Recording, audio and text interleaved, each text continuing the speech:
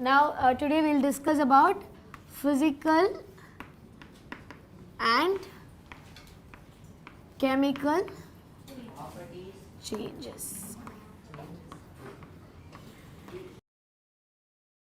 Physical change and chemical change, physical property, chemical property, physical reaction, chemical reaction, you can say whatever. Okay. So what, when you say like there is a physical change or in which no new substance is formed. Okay. So when you are saying when no new substance is formed, if I have ice and then it changes to water, so what should I call it as? Physical. Why? So it's not just about, so you have to be very precise. So you say like no new there is no change in the molecular structure or the molecular formula, right? So and what other thing? Physical changes are mostly reversible and sometimes irreversible. So they are mostly, physical changes are mostly reversible and sometimes it is irreversible. Okay, and chemical changes are mostly irreversible. A very simple thing for chemical reaction for irreversible thing. Suppose I have water in these two beakers, okay, and I add salt into this and I add sugar into this, okay. Now what about this? So now this becomes salt solution and this is sugar solution. Wait, let me finish. Yeah. So what about this reaction? This, what is this called? Physical change or chemical? Physical. What about this? This? This is chemical. Why?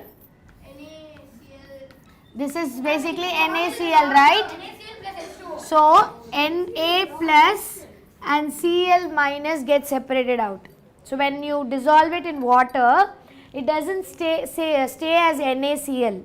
It actually gets separated out as Na plus and Cl minus.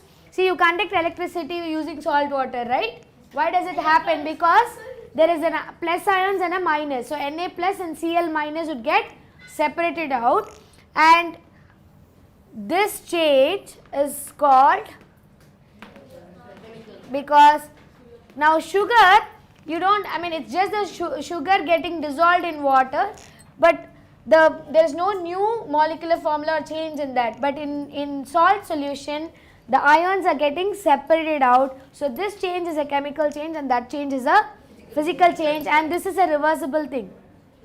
Sometimes what happens is this is irreversible and sometimes this could be reversible. But so you cannot go, so you don't see an equation or see something and say, okay, so this is reversible, so let me put it inside physical change. You have to see whether any new substance are formed or any change in the molecular level formula, right? Because when you see at ice, water to steam, suppose this goes as steam. Now this is also H2O, this is also H2O, and this is also H2O. Steam is also H2O. Now there is but there is change in the state, solid, liquid, gas, but there is no change in the molecular level. So you say that this is a physical change. So you don't go by, okay, if there is a change in state, let me put it as chemical. No, you cannot do that.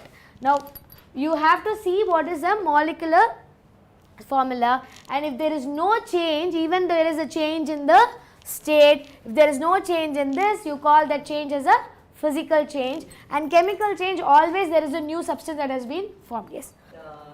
Copper sulfate blue vitriol, when the dot 5 H2O, CSO4 dot 5 H2O, is that chemical? See, when you get it in the form, see, you will always have that H2O thing in like even ferrous sulfate you have. So when you heat it, that water would actually first evaporate, then the reaction would start.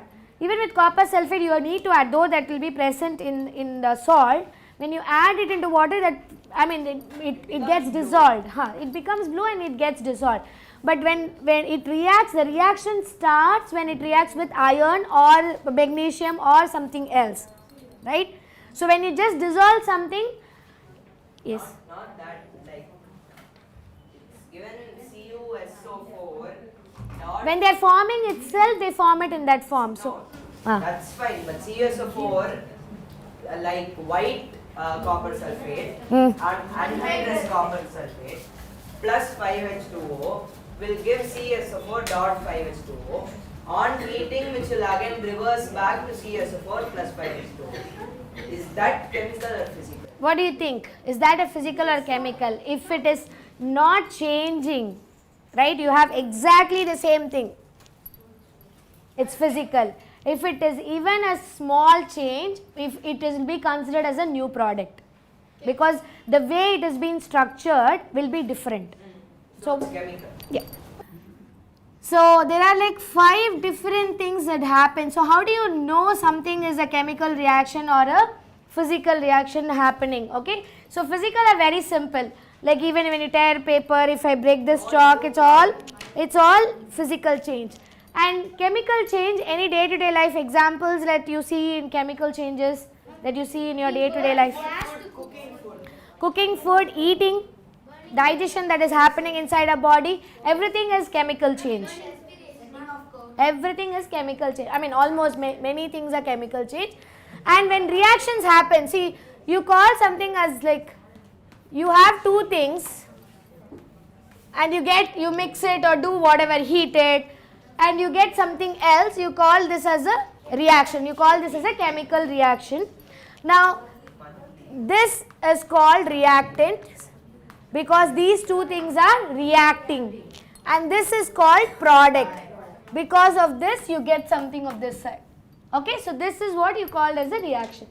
Now when reaction happens, when 2 things are reacting with each other, just like when 2 boys or 2 girls or 1 boy and 1 girl are like fighting, or like, what happens? Sometimes you get hurt, right? For someone, like, it might be bleeding, right? Those kind. Say same way when these 2 are reacting, lot of effects would come. So one of the thing is basically when 2 reactants react, you get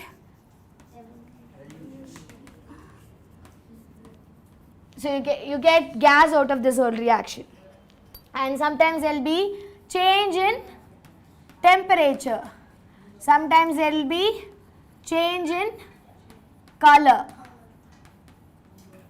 then sometimes there will be formation of precipitate.